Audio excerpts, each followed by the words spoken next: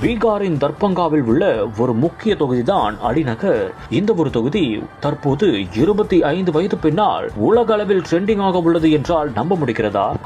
25 வயதான நாட்டுப்புற பாடகிதான் மைதிலி தாக்கூர். மேலும் குடும்ப பிரச்சனைக்காக அவர் பாட்டு பாடி சம்பாதிக்கவும் தொடங்கியுள்ளார். மேலும் பாரம்பரிய இசை, நாட்டுப்புற இசையில் பயிற்சி பெற்று இந்திய அளவில் பிரபலமாகவும் இருந்து வந்துள்ளார். இதற்கிடையே தமிழில் கூட அவர் பாட்டு பாடி இருப்பதாக கூறப்படுகிறது. மேலும் சிறந்த பாடகைக்கான பல்வேறு விருதுகளையும் அவர் வாங்கி குவித்திருக்கிறார். தனை அம்சங்களும் நிறைந்ததால் தான் செல்லுமிடமெல்லாம் அவருக்கு மிகுந்த உற்சாக வரவேற்பும் அளிக்கப்பட்டு வந்துள்ளது. இதையடுத்து 25 வயதான மைத்திலியை யாருமே எதிர்பார்க்காத விதமாக பாஜக கட்சி அவரை வாரி அணைத்துக் கொண்டது.